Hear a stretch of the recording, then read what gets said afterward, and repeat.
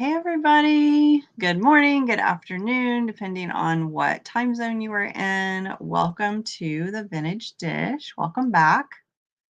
Thank you guys for tuning in. Hi, Snowberry Vintage. Welcome. So I'm so excited, you guys, because I have Jeanette from Sugar Bright Studio, and I am such a big fan of hers. She inspires me so much. I love her. I cannot believe that she is gracing my show with her presence. She is so amazing.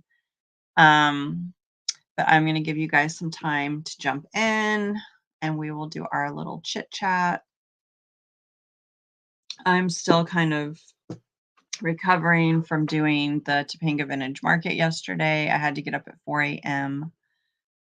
I'm not a morning person. I probably got 4 hours of sleep.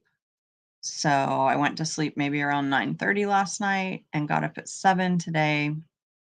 So I'm a little tired. So if I say weird things, it's because I'm completely delirious out of my mind. But no, we'll pull it together. Um, But yeah, it's Monday. I have such a busy week. I'm on screen every day this week except Tuesday and Sunday. So it's going to be fun. It's going to be fun. And it's mostly all YouTube. I've got one Instagram sale on Thursday with Crazy for Kitsch, and the rest of the time I will be here with my YouTubers. So welcome. We are streaming simultaneously on Facebook and YouTube. So if we address someone and you don't see them in the comments, it's because they're on the other platform. Hey, Ramona, how is my sugar level? Well, I've had some really sweet coffee and now I'm drinking sweet tea, but you probably mean blood sugar, but I don't know. I'm sure my blood sugar is fine. Hey, Lynette. Hey, girl. Oh my gosh, I miss you. Miss you. So I had such a fun day yesterday, and so many people came out to support and see my dolls in real life. It was so much fun, and I am looking forward to doing the market again next month. So it will be the third Sunday in May. And guess what? Sarah from the Traveling Button will be in town. So she's going to be hanging around the market with hubby David. So if you come by to see me, you might catch a glimpse of Sarah and David as well. Hey, Shanna. Hey, Kim. Thank you guys so much for tuning in. So yeah, I haven't quite decided what I'm going to be doing with this show. I'm going to at least do it once a month. We may have some sporadic more than once a month appearances. I don't know. I'll be honest. I got kind of caught up in the darkness that was going on around our little vintage, well, it's really big, our big vintage community. Um, I'm I'm not immune to the darkness. So when I'm already going through other stuff, such as my husband's surgeries, and I had, some adverse effects of the vaccine, which I have no regrets for getting it, my booster. Um, it's just like, it just saddens me that a lot of people are more interested in participating in negativity and drama than taking part in a positive show like Vintage Dish. It's like when I looked at my analytics, and Vintage Dish is my least popular content, and it's not because my other content is negative. That's not what I mean. It's just like I see all these people tuning in for negative shows that are going on over on Instagram, and it just saddened me. But I know you guys love the positivity, and I appreciate you all. And I've gotten so many really sweet messages from people that really love what I'm doing here. So I'm definitely not going away. Vintage Dish is not going away. I just, took a step back, and we'll see. It could end up being weekly again. I don't know. Right now, I'm committing to once a month, maybe twice. But I also want to put together a show for me and my husband, because I want to get him back out on screen and participating. So we're working on that. And then I can only do so much in one week. I wish a week was 14 days because then I could really do a lot. or if I had a clone, that would be nice. But yeah, I'm just trying to regroup and put different irons in different fires and kind of just reevaluate my business and my content and what I want to do next. Um, so, I'm going through that journey and I'm excited. I'm excited because there's so many opportunities. And you guys probably saw me over on Michael's channel Friday night. If not, be sure to catch the takeover of Fat Bird Finds over on the Cult of Vintage. Watch the replay. Sarah was his co-host, and then he had mystery guests. I won't tell you the others in case you haven't seen it, but I was one of the mystery guests, and I talked about Whatnot. So if you guys are not familiar with Whatnot, download the app and get familiar, because as soon as I get approved, I'm going to be over on Whatnot doing some live auctions. I'm going to go clean out my storage units. I've got 2 storage units that I haven't looked at in probably 10 years.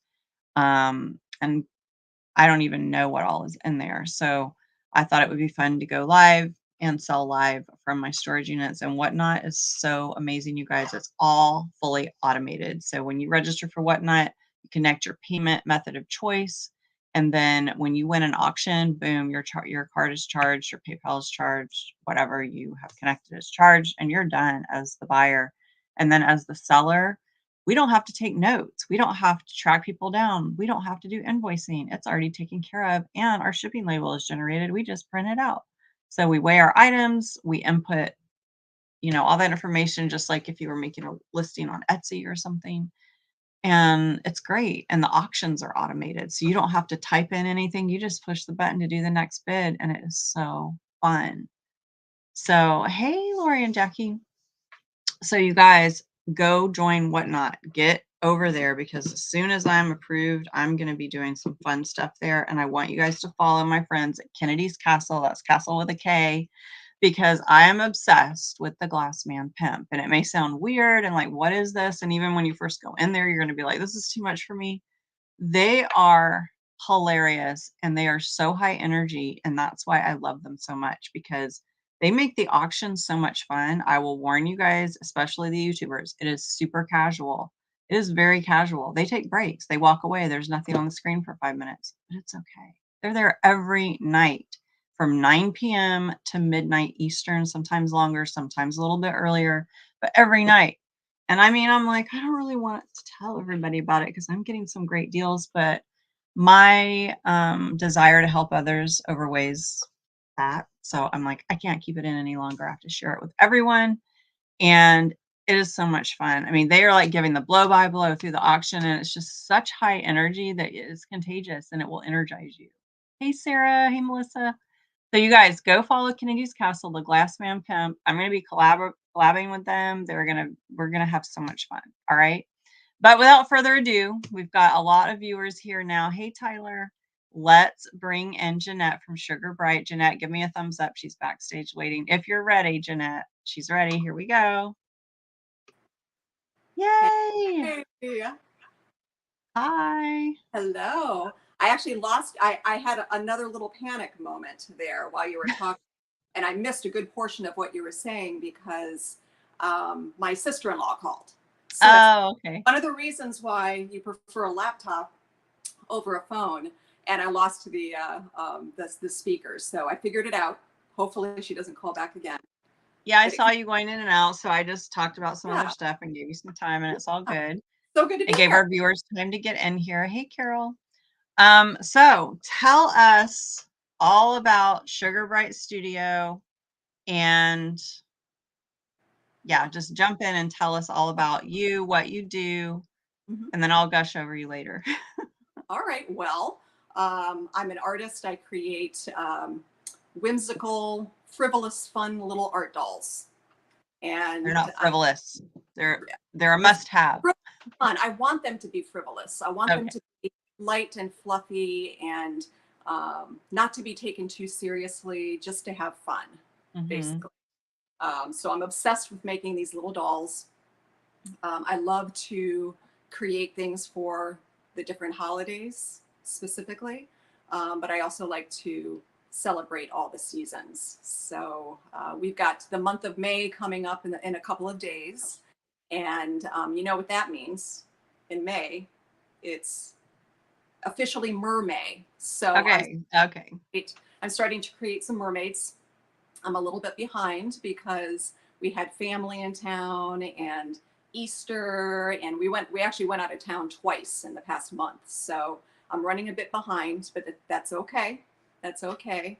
I'm gonna have some cute, fun mermaids probably in the next couple of months or next couple of weeks. I'm gonna make myself do mermaids too for the summer. I've dabbled, but it's a lot of I've work to do seen your mermaids. mermaids. I've seen Yeah. your mermaids, and they are beautiful. You showed them to me. Oh, And those were the ones I sculpted all completely. yeah, Yeah.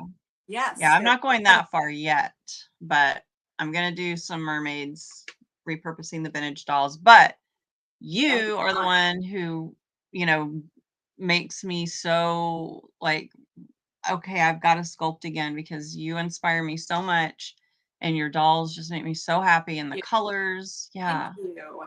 So I'm really getting close. I'm getting close to diving back into the clay. You should. You should. And then you probably won't ever be able to get yourself back out of that rabbit hole again because it's so addicting. It is so addicting. Well, let's look at some of your creations and then we can talk about them more. And then I want to hear about you as a Okay. person. But I'm going to pull up a slideshow because Jeanette is like me. She sells everything she makes. She has nothing left right now, guys. Okay, Well, so I'm going to I show have pictures. old things here in the back. The rejects. I have a few rejects from years ago behind me that maybe one day I will give to my niece and nephew when they're old enough. But Yeah. most everything, some miracle, everything seems to go. So I'm very grateful. I'm extremely grateful for that.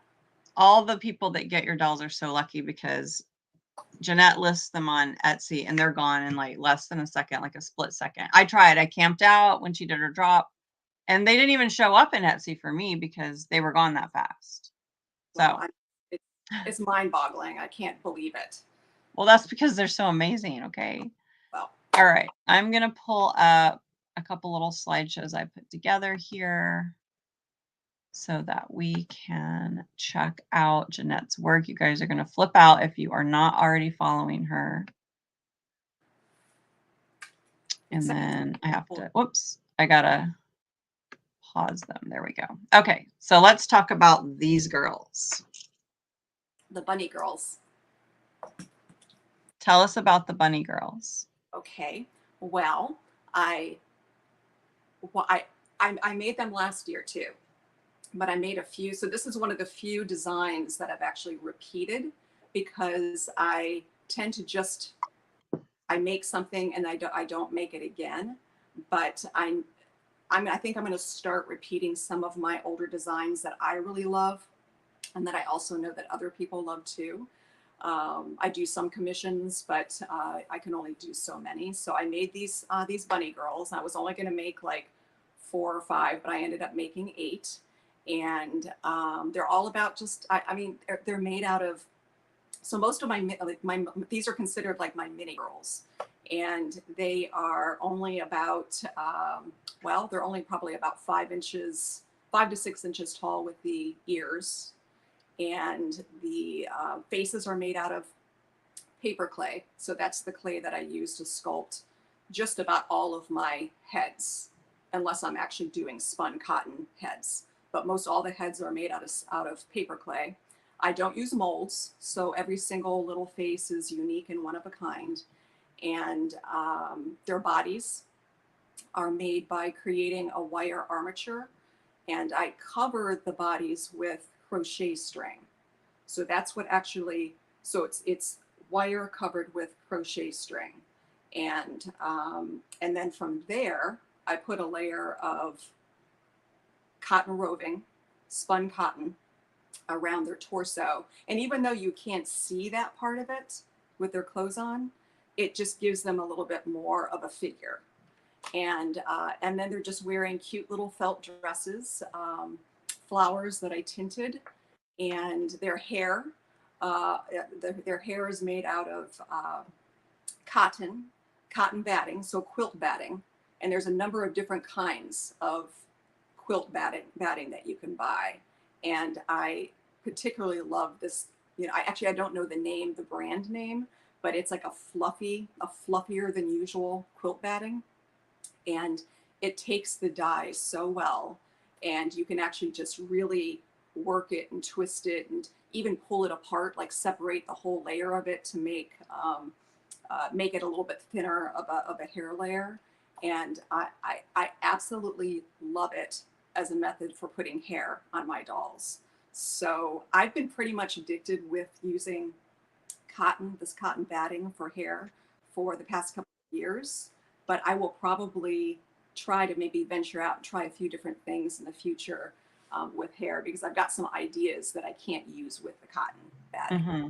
But anyways, Have that's what you? they're holding. They're holding little baskets that I actually made out of, because you really can't find miniature accessories, or I have not been lucky with finding miniature accessories that work perfectly with my dolls. So I have to make them. I have to make the accessories myself. And so these little tiny baskets fit them perfectly. They're made out of cardboard and kind of like almost like a fisherman's string that I wrapped around and painted.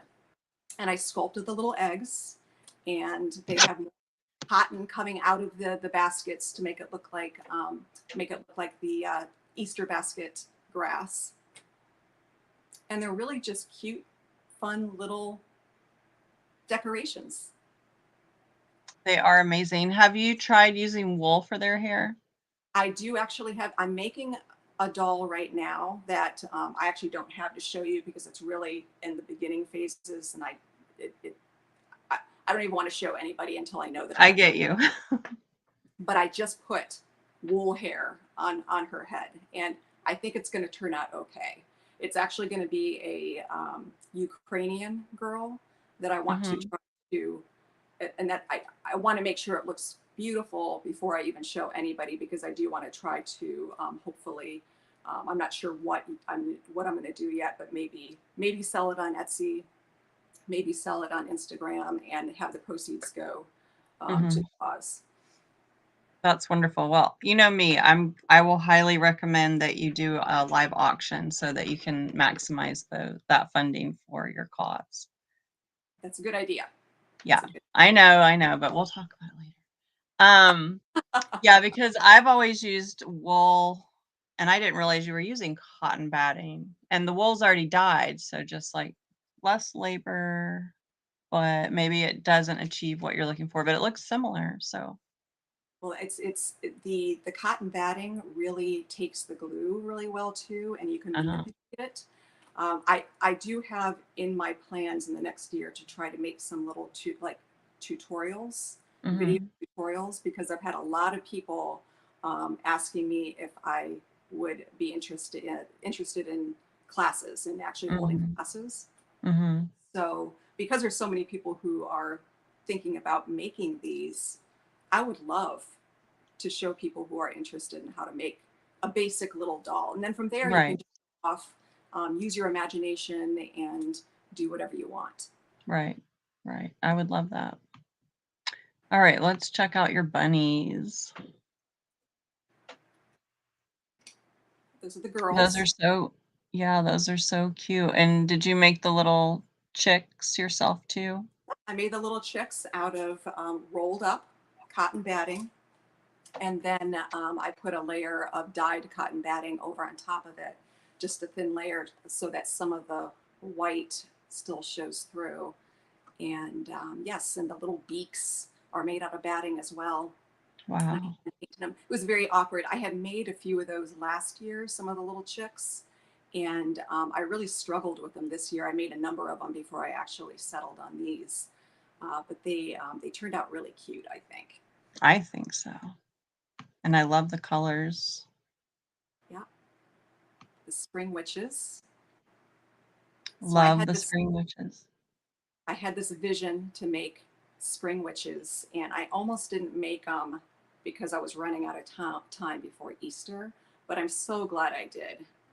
Finding the right fabric, I considered painting the flowers on the fabric myself, but I found these different colored fabrics, and I just thought that they looked so pretty together. I really like how sometimes they look in a group as a whole, Mhm. a whole group, Mhm. and they all have the same in a sense, accessories, but each accessory is handmade. And each of those little bunnies, tiny little bunnies about the size, maybe even smaller than the size of my thumbnail, I hand sculpt. Their white, their ears are reinforced with wire. So what I'll do is I'll sculpt their little head, and while the clay is still wet, I'll stick some wire in there and then sculpt those little teeny tiny ears with with the tools that are really too big for such tiny little ears. But they turned out pretty cute. They're amazing. Thank you. Thank you. Valentine's Day. Those are the Queens of Hearts and Alice in Wonderlands. And the 2 dogs. I had 3 dogs in the works, and I ended up finishing 2. They're I was so adorable. really happy with how those turned out. And it's really fun making dogs, and I want to make more animals. I keep telling myself I'm just going to carve out a month and just work on animals. So I need to do that, all different kinds. But there's just something so fun about staring at faces of dogs to try to get the curvature of their nose and the side view of their head just right. Just gazing at dogs all day. It doesn't get better than that. Well, here's one of your a work in progress on your dog sculpt. Yep. So that just kind of gives you an idea of what it looks like. I had finished sculpting that face at that point. I think it was totally done. I just needed to paint it. And then you can kind of see the body prior to being painted. That's the spun cotton. So wire armature with the cotton roving over on top of it. And you use a watered down glue mixture to get that cotton roving to mash down and smooth out. So it's a number of steps before it gets looking smooth like that.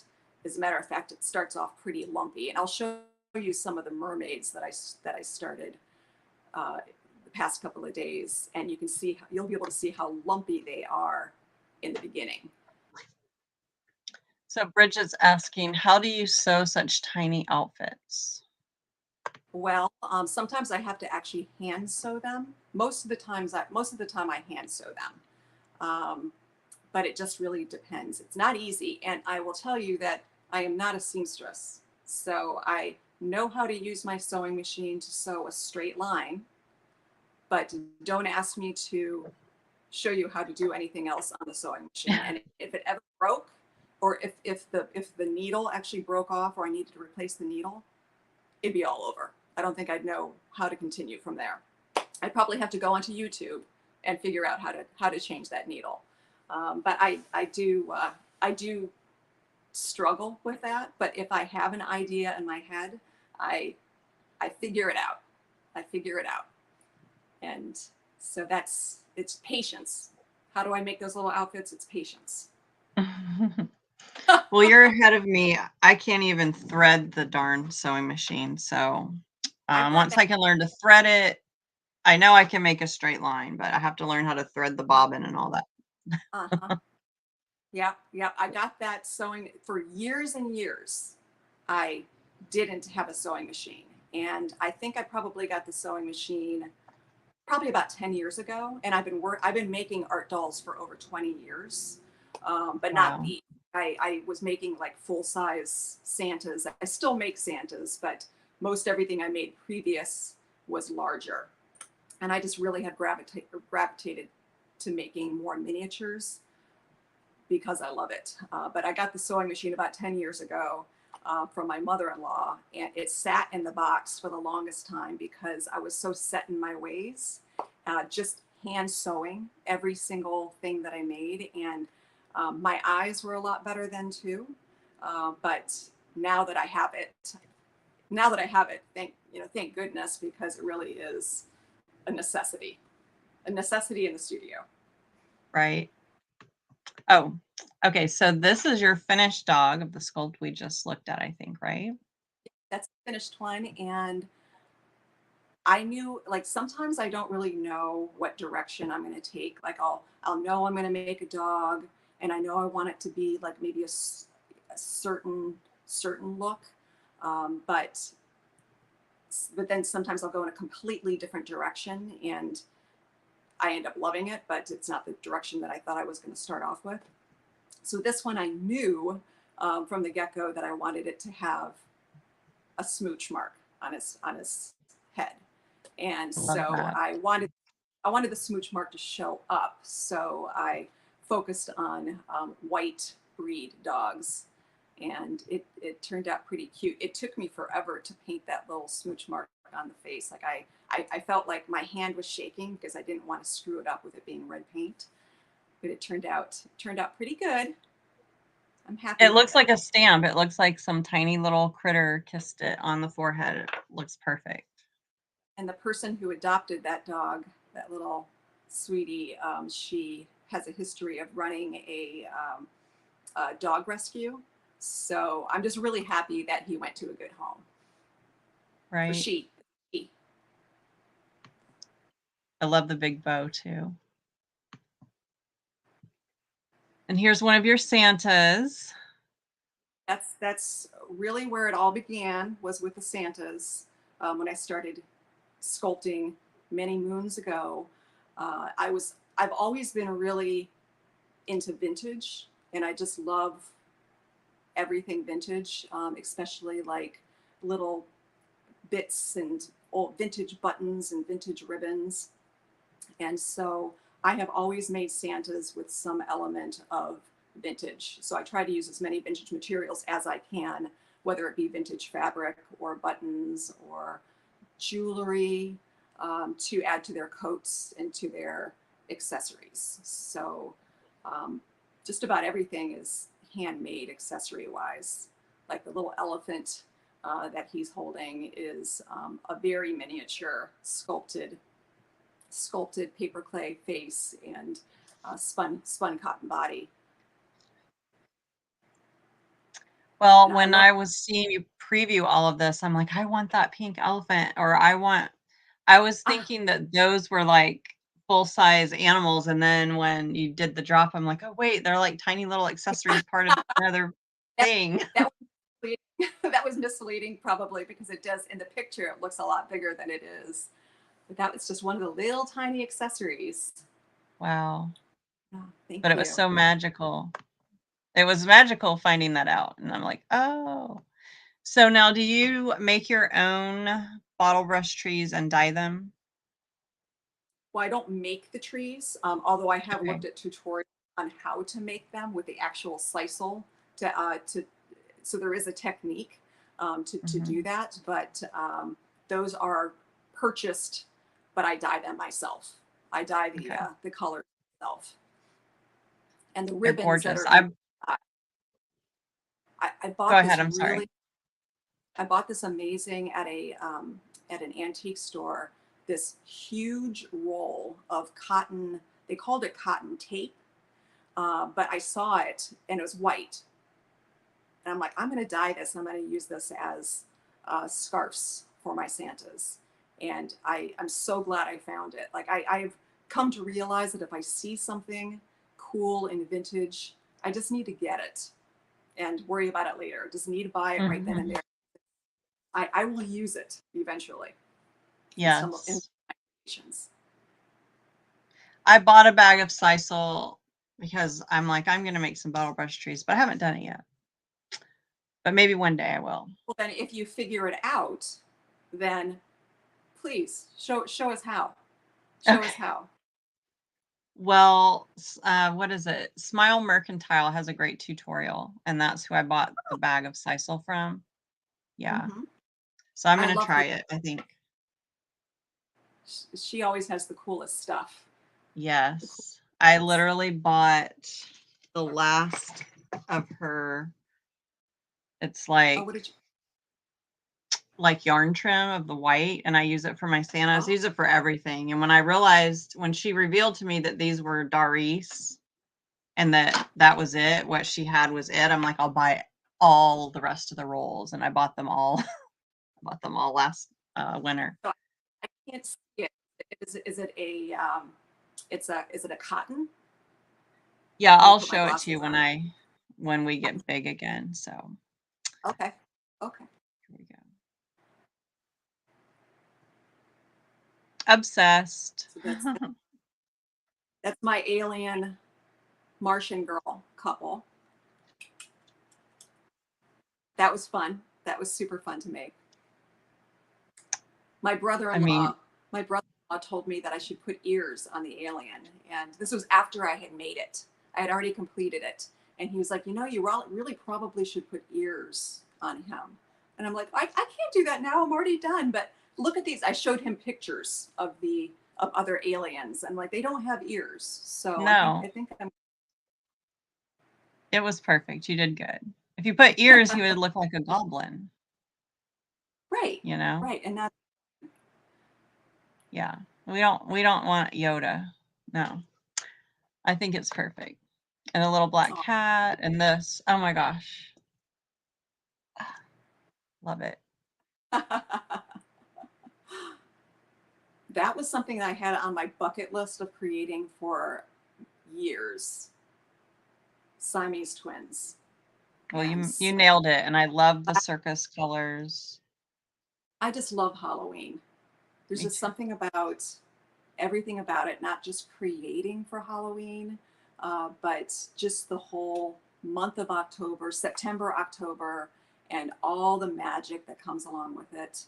And Mhm. I was watching scary movies, going on hay rides, and there's so many cool things in Maryland to be done around Halloween. Oh, I bet. Can't wait for.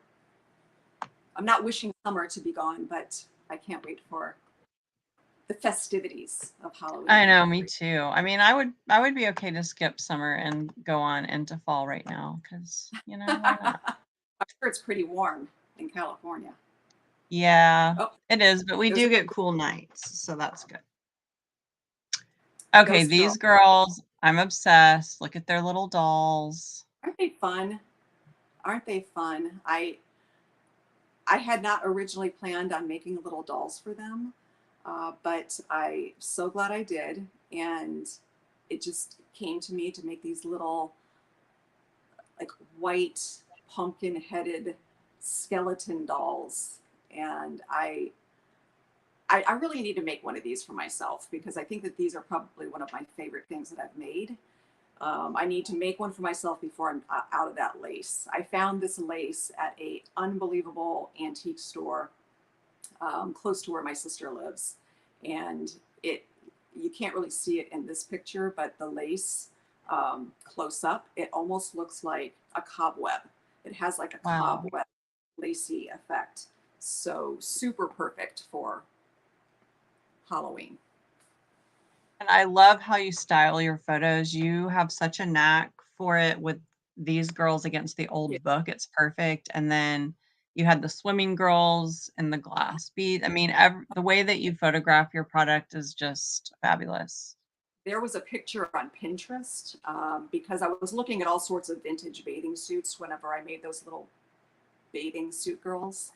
And there was a picture of a bunch of like retro swim capped girls in a pool, like in a circle like that. And so that was that's how I got the idea to recreate that image. So there's my Frankensteins and brides before they're attached to their bodies. Love them. Love them. I do too. I absolutely love making Frankenstein and brides. You gotta love them. Those are the bathing These are retro beauties. fabulous. And there's just a zillion possibilities of bathing suits to paint on their body. So these actually give you a pretty good idea as far as what most of my mini girls look like before they're dressed. So I have their wire armature and their crochet string wrapped legs and arms, and then I put a wrapped layer of spun cotton over their torso. And then for these girls, I just stopped and then painted their swimsuits on top. Wow. So beautiful. Now, do you use acrylic paint? I actually do. I use acrylic paint, and I usually water it down just a little bit because sometimes it can get a little too thick. And then I'll just Mm-hmm. put like wash and then just add multiple washes of the watered down paint. And I do a lot of mixing. I mix my paints to get the color effect that I want. But I really just use acrylic paints. Mm-hmm. Yeah, because you have that watercolor effect that you do, Yeah, yeah. and it's amazing. I took it was really fun. I took a spun cotton class with Maria Paula. It was a virtual spun cotton class. And I had already been working with spun cotton for a couple of years, but I knew that there was a lot I needed to learn and that I could improve on.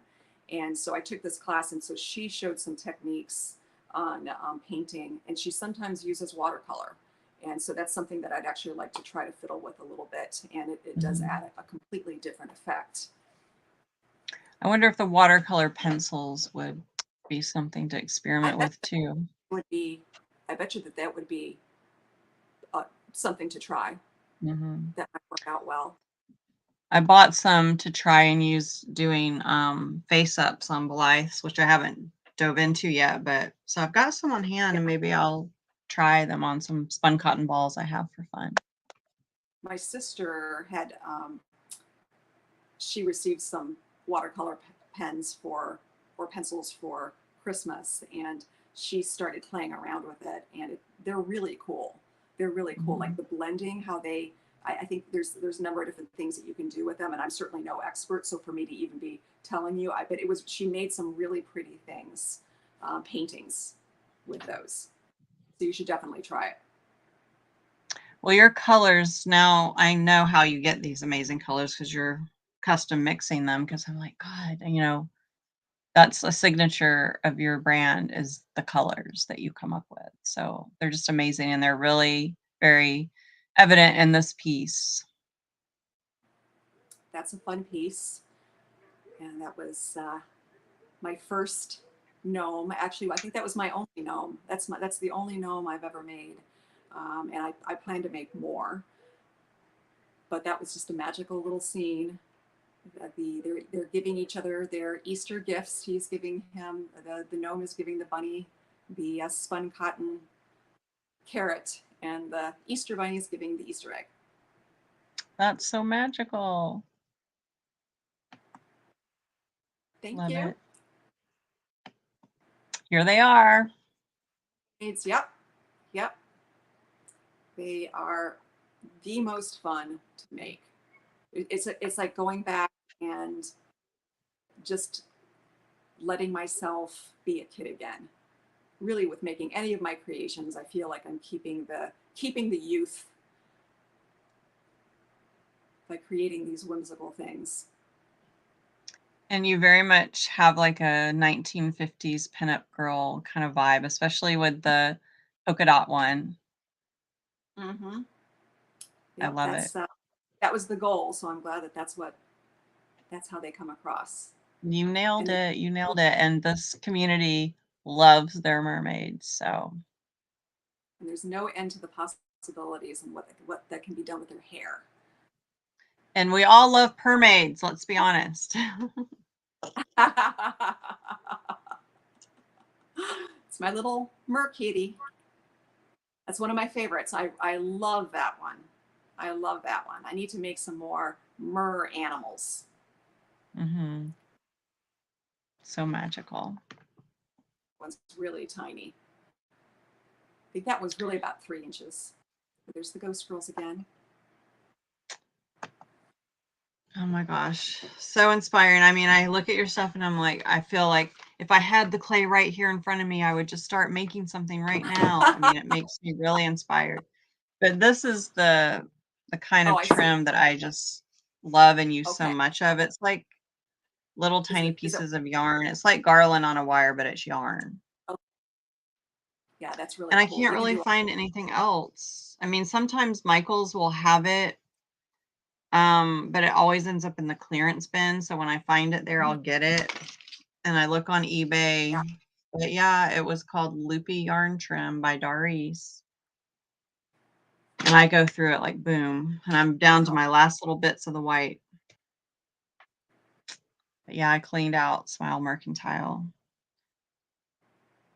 But anyway, so tell us, I know that you do have your dolls in like local boutiques, right? Well, currently, no. Well, at Since Christmas.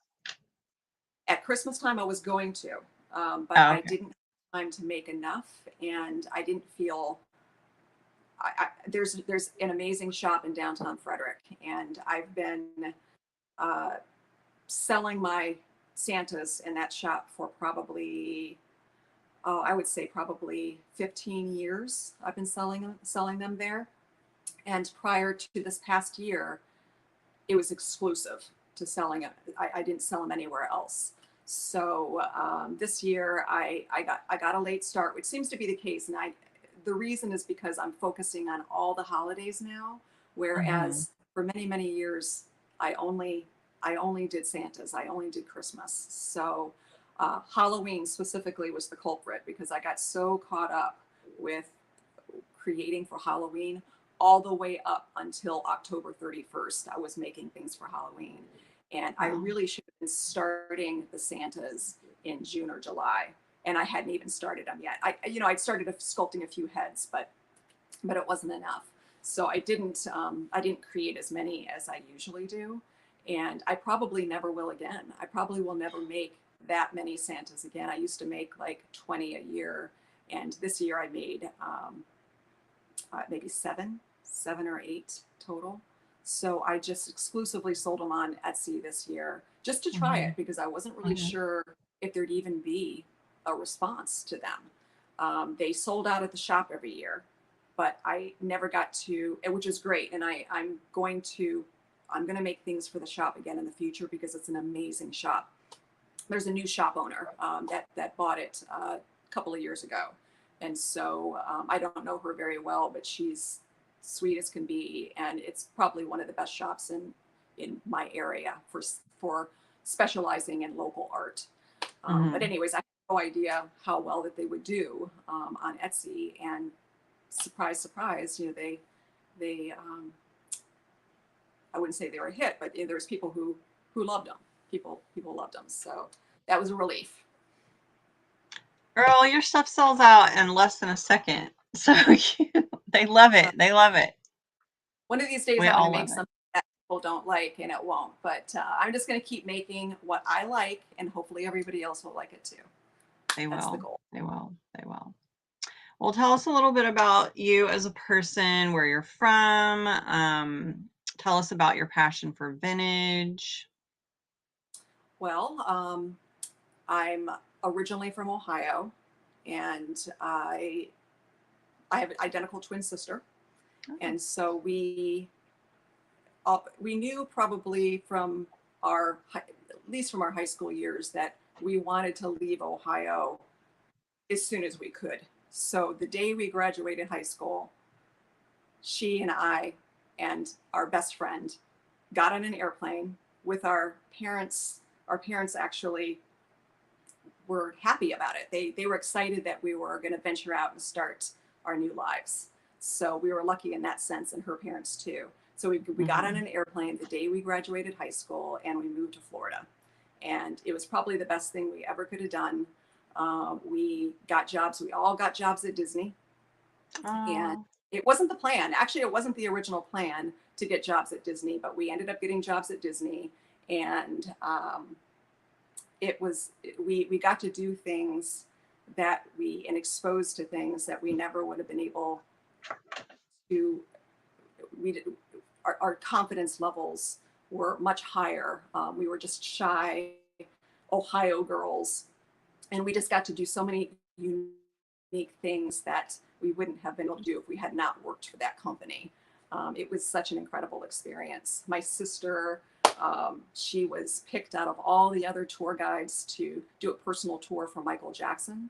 Mm. This was many years ago. So Mhm. Michael Jackson, she did a personal one-on-one tour and I got to there was a period of time there that I was writing for this little newsletter. It was like an inter-office newsletter for the backstage studio tour for the Disney MGM Studios, which is no longer the Disney MGM Studios. I think it's called Hollywood Studios now in Orlando. So one of my jobs was to, we would have celebrities come in once a week or so, and they would be a part of the parade. And my job was to actually interview these celebrities. And I was always very nervous. They weren't big celebrities. They were actually kind of like low-level celebrities, but it was such a cool experience. And then I would write about it in the newsletter and also give updates about things that were going on in the backlot, like the different productions that were going on.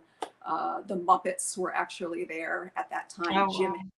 I got to meet Jim Henson not too long before he died. It was very shortly before he passed away that I actually got to meet him. So I'm very, very honored that that happened. And the Mickey Mouse Club was going on at the time that I worked there. So it was really, it was such a unique experience. And my sister met her husband there, and they're still together. They've been married for over 25 years. So That's amazing. Yeah. Yeah. Yeah. So that was a big part of my early years. And I've lived I've lived in a number of different states, but Las Vegas being the most recent place that my husband and I lived at, we were there for about 5 years, and that was an interesting, fun 5 years. Las Vegas. I I mean, bet. I never considered myself living in that city, and I didn't think that I was going to like it as much as I did. We had so much fun in those 5 years. His job took him there, and now we're back in Maryland. So we're glad that we got that experience to do all that cool stuff, and not only not the city of Las Vegas, but to we're very outdoorsy. All those national parks that are close to that city, the Grand Canyon, Zion, Bryce. It goes on and on. Valley of Fire. Have you been to Las Vegas since you're fairly close? Oh, yeah. Yeah. Yeah, I didn't think I would really care for it because I'm not a drinker, I'm not a partier, but there's so much fun stuff to do that doesn't involve all of that craziness. Right. And we, of course, in the beginning, we spent a lot of time on the Strip, just exploring different casinos. We don't gamble, and my husband does not drink at all. But we just loved exploring. But then near the end, it was, if people came out to visit, we would beg and plead to have them come to our house so we would not have to go to the Strip. Right. So what we enjoyed most about it was the nature and all the incredible, a short drive, national parks that we could visit. That's awesome. So you said you have a passion for vintage. Do you collect anything specific? Tell us about your vintage stuff. Well, lucky to live in this area because there's so many amazing vintage markets and vintage antique stores and big vintage markets where they kind of probably like the one that you did this past weekend, where you can just find so many unique things. The thing, I love all vintage, but I think that what I gravitate towards the most would be anything travel related. Like I have a pretty extensive collection of vintage suitcases. I cannot get enough vintage suitcases. Old globes, vintage cameras, what else? Maps. Two of my most prized possessions that I own are those big school maps. Do you know what I'm talking about? The roll-up school maps. I've got one in my living room and one on my kitchen wall. It's kind of an odd place in my kitchen, but there's like a perfect wall for it. And the colors in those maps are just unbelievable, like pinks and oranges and greens, and it's just so fun. So fun. I really don't have in the way of like just regular framed art on my walls. I've got these maps all over. So I that's what love I tend to that. gravitate. I love that. Well, I would love to hear from you regarding core values that are important to you in your life and how you have implemented them. Well, I would have to say core values, creatively.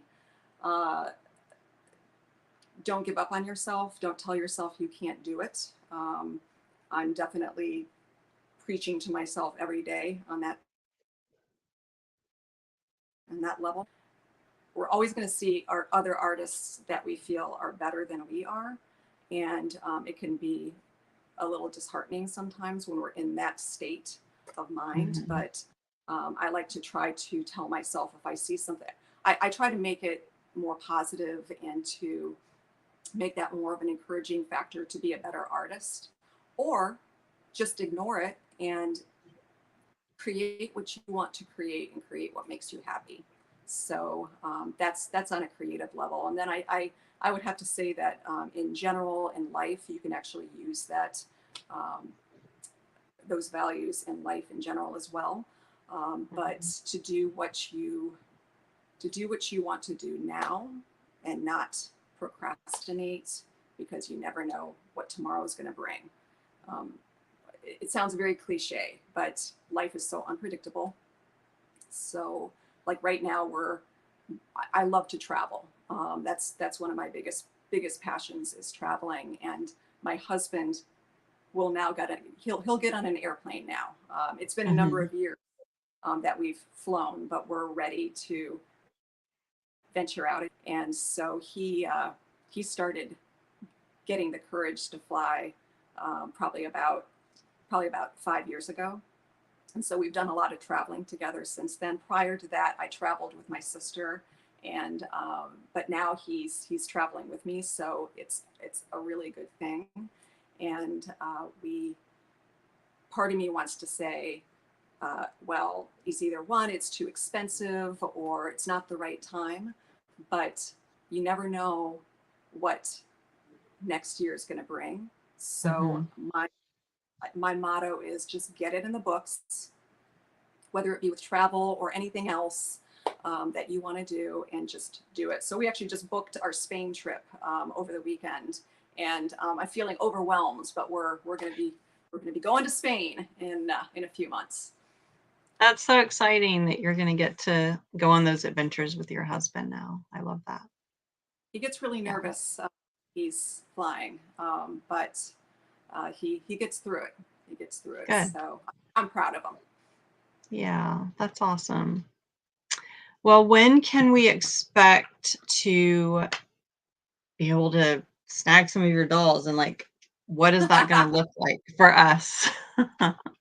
Well, I'm working on mermaids right now. As a matter of fact, I've got a couple right here that I was going to show you um, a little bit of the process of what I'm making, so you can Yes, see that please. they don't always look super cute. As a matter, you're going to see some like wild hair here that is untamed. But I'm hoping to have some of these mermaids ready in the next couple of weeks. So Okay. so these are the ones that I was working on this morning, and let me see if I can hold them up. You can I'm going to see give you the full screen here. their hair is is all over the place. Can you see them? Yes. So what I'm going to do is, this is how it always starts. Oh, so I put the cotton on their head, and then it's just a matter of manipulating it. I don't really ever know what hairstyle I'm going to come up with until I just get it on there. I might have an idea as to whether or not I want it to be tall or short, but this one is kind of looking like a little pink-haired James Bond girl. I think she looks very retro James Bond, but I think I'm going to pull this up a little bit higher. I might even stick a little bit of styrofoam in there, and just to build it up. Sometimes I'll do that, and then add more cotton and twirl it around. And the possibilities are endless as far as the twirling aspect of it. I may end up adding all sorts of twirls to make it more like Marie Antoinette. Um, Mm. I don't know yet. I don't know yet. And their bodies are just a light wash. I haven't put too much detail into the bodies yet. So you can see it's, they look, they look kind of cute right now, but they're going to look a lot better. I'm going to actually paint some sort of a design on them, and I have some ideas. But that's coming up next. And this one is going to have, this one's going to have some tall hair. Can you see it the way I'm holding it? I feel like just move it more this way. Yes, perfect. I'm like dyslexic when it comes to the screen. Like I'm going in the opposite. No, this platform makes us all like that. It's not the norm. Yeah. So she's going to have super tall hair, and I think the two of them, I think I'm going to photograph these two together because I think they should be sisters. So that's those. I'm going to try to finish those in the next couple of days. And then I've got a whole gaggle of other mermaids that I'm working on that are barely started. So I made a little armature and started covering it with the cotton. So you can see they're pretty flat and awkward looking right now, and actually quite lumpy. You see that? So it's going to be probably about, I'll probably end up putting like 10 more layers of cotton on here until I get the shape that I want. And I may even end up bending these so they're a little bit more in a different position. So I can still do that at this state. But if I get too much cotton on there, then they're going to harden up and I won't be able to do that. These are actually on wire, thick wire, I guess, supports. So I'm going to put these on some sort of a base and they'll be holding something. Obviously she's headless. And I meant to bring up some of the heads, but those are actually downstairs in the kitchen. I do a lot of my work in the kitchen. I'm upstairs in my workspace right now, but I tend to do most of my work at the kitchen counter because it's just, we've got these big windows and it's just nice to look out over the, it just, there's a good view of the city, and I just tend to do most of my work down there. So I left my heads downstairs in the kitchen, unfortunately. But anyways, that's what I got here is some mermaids that are partially started, but eventually they are going to be pretty magical. I'm thinking I want to do some like resort girls. Do you know what I'm talking about with the shift around their heads, be a convertible heading to a resort back in the 1950s with the sunglasses, maybe some navy blue.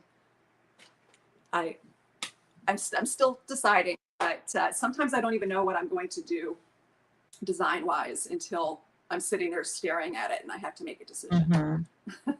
I love that. I love that. So those are something, this, to give you an idea as well, this is paper clay. For anybody who's interested in trying this themselves, this is the clay that I use.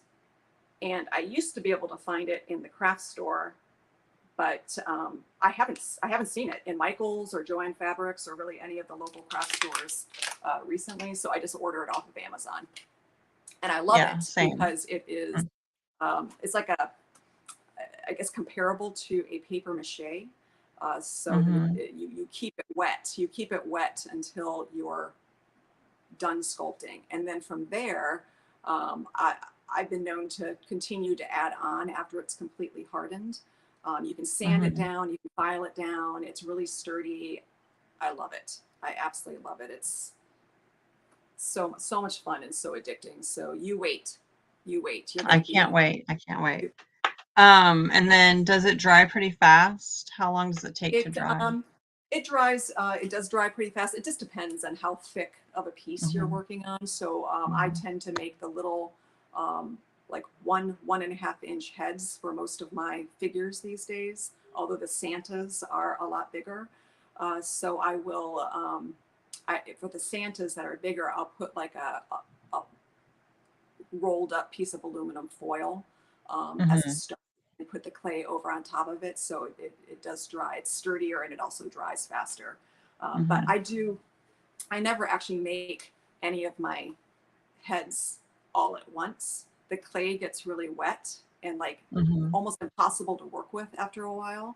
So I take it in multiple day stages. So I'll maybe sculpt a head one day, let them dry, or multiple heads. I'm usually working on quite a few at once. And then the next day, maybe I'll put all the noses on. But then I don't get the noses quite right because it gets so wet. So then I have to go back the next day and fix those little noses. Mhm. And I just take it in stages over the course of probably about a week. I love that.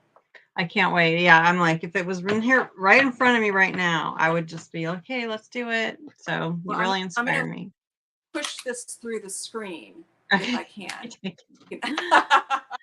I have to go see if the paper clay that I bought 6 months ago is still good. Oh, it'll still be good. It'll still be good. So Okay. what I do with I just put it in a Ziploc baggie, and I just periodically just splash some water in it, just with my hand. I just splash some water in that bag just to keep it wet. Well, I have a very You're, busy week this week, but maybe next week I'm going to get into it. We'll uh, see. But yeah, I feel like I'm ready. And my new creative partner, Cole, we have our doll inclusive show each week where we craft and yeah. Mhm. So we are about to jump into sculpting with, gosh, I can't think of the name of the clay. It's a modeling compound where we're gonna make our heads and then we're gonna create the molds so we can do resin castings and then, Okay. make one of a kind Yeah, that heads sounds from exciting. our original molds that we can paint and do different hair. Yeah. So that's where we're headed. We're partnering with another amazing artist friend of mine that's going to teach us to make those molds and everything. And do the castings. And I dabbled a little bit like back when I was sculpting, but I didn't have the vacuum chamber. I didn't have the right equipment to make it really professional quality. So I'm gonna invest in all of that now and that'll be our next stage. But in the meantime, I Oh, can dive right into the paper clay. What was that? can't wait. I can't wait to see. Yeah, I'm sure so I'm getting there. I'm getting getting there. to But see. so I'm so honored that you agreed to come on my show. I'm Um, honored to and And so I hope talking. everyone enjoyed meeting you and seeing your creations, those who did not know about you before. Um, I do have a gift that I made for you as a special thank you for Oh, being on my cool. show. Are you Yes. So I'm really excited about her because I tried to kind of embody the spirit of Sugar Bright Studio in my colors so and I'm kind so of excited. went into a different direction, that is not specifically holiday. So anyway, I hope that you like her. Are you serious? This is Yes. amazing. This is So I amazing. did, yeah. Thank you. So I I, repainted her lips I, and her eye makeup. all right, I'm getting the glasses on. I'm getting the old Okay. lady glasses. I gotta see this better. Oh my gosh, she's beautiful. She's absolutely magical. I love her. I cannot believe you made this. And also because I know Yes. how good you are, and you are like this dynamo that I mean, you are like a force to be reckoned with. Like I'm so impressed by you and inspired by Oh, you and your dolls and your style. I I could cry. I could cry. So you're probably aw, gonna have to shut thank this. You're gonna have to shut this off right. thank you. Close. That's a wrap. Well, I have to talk about these little guys because they're little tiny spun cotton made in Japan little snowmen that are like on candies. And Oh I've been my hoarding god. them for quite a while because they're just so special, but they f Look at they her belong to head. you. Yeah. So, kinda built this all You. around in the bright, bright colors and the I have been glitter wanting. I and have one of your dolls for so long, and I very rarely splurge on myself. Like I'm just completely blown away. So for you to be giving this as a gift, I can't even say, I can't even form the words. I'm so incredibly excited. well, I'm so excited to gift her to you, and It was so much fun making her. It brought me so much joy, and I hope that you love her. I already know. And so you'll you'll send me your address so I can pop her in the mail for Yeah. you. And Thank yeah. Oh, thank you. Thank you. Thank you for being such an amazing inspiration to, I'm sure, so many of us out there. Well, So hopefully. when and where can we try to get one of your mermaids?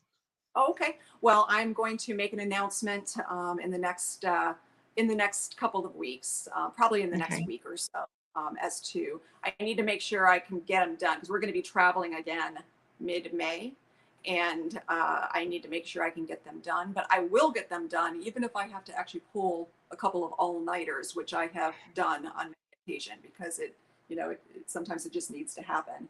But I will be making an announcement probably in the next week or two Okay. to when that's And it'll that'll probably be be no on your later. Instagram, right? Instagram? I'll be posting an announcement on Instagram at Sugar Bright Okay. Studio. Correct. Okay. Correct. So you guys, if you just go under the video description here on this video, if you're on YouTube, click the little V shape and all of this fun stuff will drop down, and there will be a link to Jeanette's Instagram and also to her Etsy shop. So be sure to follow both and turn on your notifications so you don't miss her drop. And Jeanette, thank you so much. I hope you have a wonderful week. You too, and get some more rest. Try to go to bed early again tonight. You look I'll so try. refreshed. I would Yeah. never know that you got up at 4 o'clock in the morning. Okay. Oh my gosh. Well, thank you so much. So you All guys, right. be sure to tune in to Sarah's show coming up in an hour over on the Traveling Button. Her talk show, Vintage Real Talk, is coming up. So be sure to tune in for that. And then, of course, Vintage Rescue Squad tonight over, I don't know if it's on Michael or Misty's channel, but those of you who know. So be sure to tune in. And then Wednesday, we will be back over on Sarah's channel, The Traveling Button, for Wicked Good Vintage at 1 p.m. Pacific, 4 p.m. Eastern. Our special guests this week are Mother Truckers and Kwai Kitchi Butterfly. And then on Thursday, I will be a special guest over on Pat Doodles and Jody Renshaw's Makers Show. That is 4 p.m. Pacific, 7 p.m. Eastern here on YouTube. And then, of course, on Friday, Doll Inclusive will be back on my channel at Amy's Rock and Pop Shop. Cole and I will be doing something fun, making something amazing. So be sure to tune in at our noon time, 3 p.m. Pacific, 6 p.m. Eastern. And then on Saturday on Instagram with Crazy for Kitsch, we will have our live sale together at 5 p.m. Eastern, 8 p.m. No, sorry, 5 p.m. Pacific, 8 p.m. Eastern. And that is a wrap. Stay tuned for more Vintage Dish episode details to drop. I know I have some fun guests coming up in May. It might be bi-weekly, but we're going to keep it going. And I appreciate you guys all so much for your support. Jeanette, thank you again so much for being my guest. And I look forward to seeing all your creations. Thank you. Thank you. Likewise. Thank you. All right. Bye-bye, guys.